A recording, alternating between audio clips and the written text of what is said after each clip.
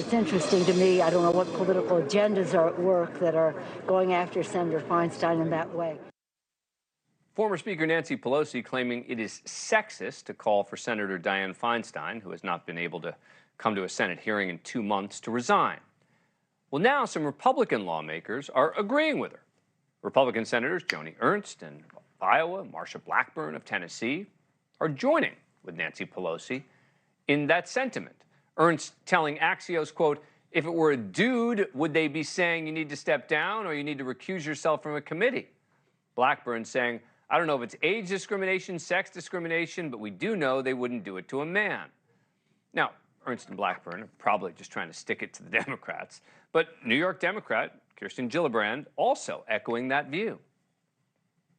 And we've had so many senators who have had illnesses, whether it's Mitch McConnell's illnesses or senators who have had strokes. These are issues that we're human, and we believe that a senator should be able to make their own judgments about when they're retiring and when they're not, and they all deserve a chance to get better and come back to work.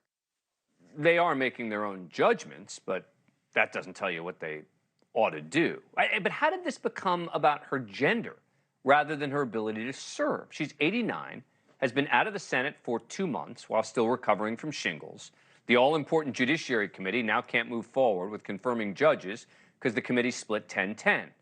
In her absence, Feinstein has missed 60 of the 82 votes taken in the Senate so far this year.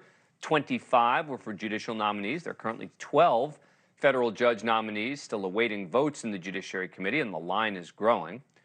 Feinstein suggested that Leader Schumer appoints someone in her place temporarily on the Judiciary Committee. Of course, that didn't go anywhere because it would require 60 votes, meaning Republican support.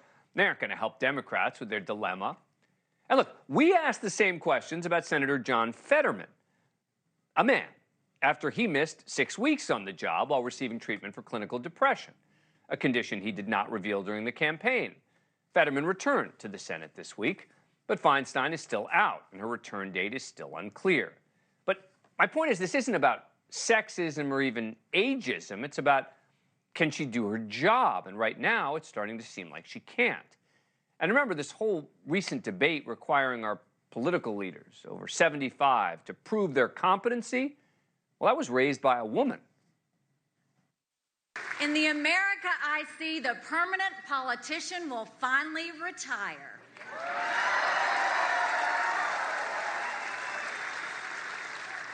We'll have term limits for Congress.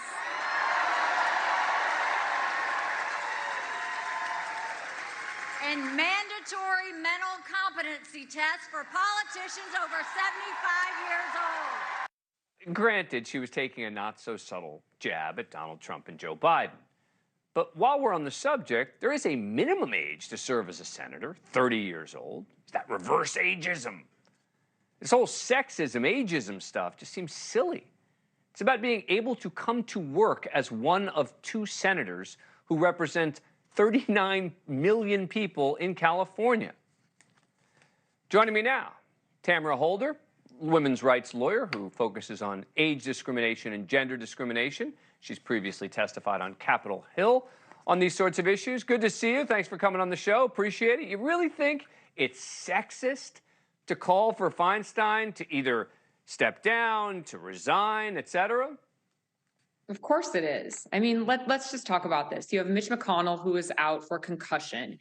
You have Fetterman, who is out for mental health issues and a stroke. And by the way, his stroke has a neurological condition that impairs hearing and only gets worse under stress. You have Senator Kirk, who had a stroke, and who else? Tim Johnson, a brain hemorrhage. And on the other hand, Dianne Feinstein, she has shingles that doesn't impair her ability to work. She specifically stated in her statement that the only reason why she's not there physically is because she cannot travel. She's waiting for her doctor to allow her to travel. I'd also like to point out that if we want to talk about not being present, Marco Rubio was, 3,744 votes he missed over a 10-year period. Right. So this is not about her inability to do her job, because she can do it. Well, look, thank you for watching.